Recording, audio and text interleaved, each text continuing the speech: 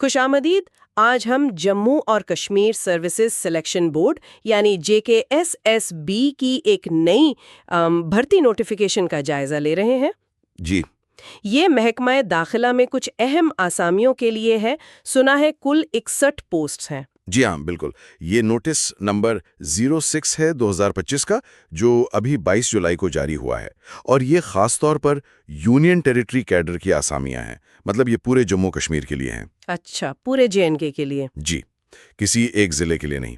ان میں assistant scientific officers ہیں، assistant superintendent jail ہیں، کمپیوٹر اسسٹنٹ اور لیبارٹری اٹینڈنٹ جیسی پوسٹ شامل ہیں. 61 آسامیاں محکمہ داخلہ میں. یہ تو واقعی آپ کہہ سکتی ہیں قابل ذکر موقع لگتا ہے. جی بالکل. خاص طور پر یہ جو اسپیشلائزڈ رول ہے اسسٹنٹ سائنٹیفک آفیسرز والے. تو سب سے اہم سوال، کون لوگ درخواست دے سکتے ہیں ان کے لیے اور کب تک؟ بالکل. دیکھیں، آن لائن درخواستیں 4 اگست 2025 سے شروع ہوں گی اور آخری تاریخ ہے 2 ستمبر 2025. 4 اگست سے 2 ستمبر.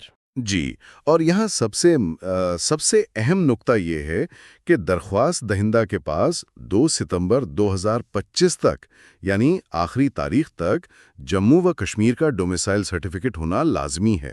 یہ تو بہت ضروری شرط ہے. جی ہاں، یہ تاریخ بہت اہم ہے اور اکثر امیدوار یہاں تھوڑی مشکل میں پڑ جاتے ہیں. صحیح. اور عمر کی کیا شرائط ہیں؟ عمر کا حساب 1 جنوری 2025 کے حساب سے کیا جائے گا. عام طور پر جو اوپن میرٹ کیٹیگری ہے ان کے لیے زیادہ سے زیادہ عمر 40 سال ہے. 40 سال؟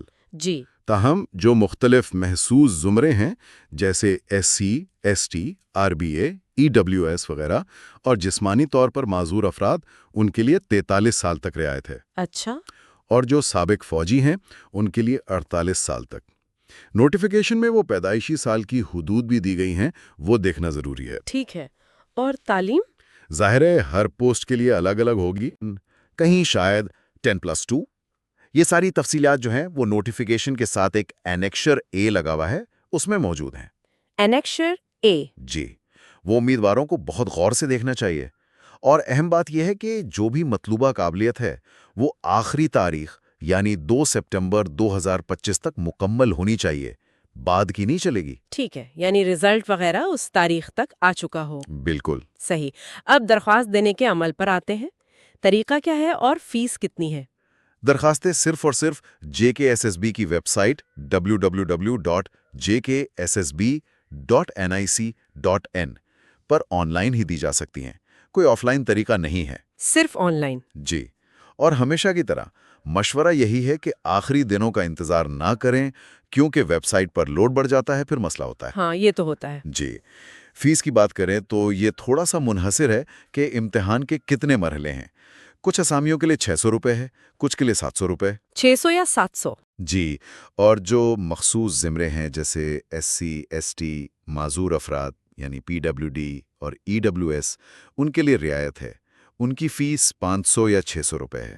اچھا، ان کے لیے کم ہے؟ جی، ان کے لیے کم ہے، اور فیس بھی آن لائن ہی جمع کروانی ہوگی، net banking, credit card, debit card وغیرہ سے. ٹھیک ہے. تو آن لائن درخواست اور آن لائن فیس.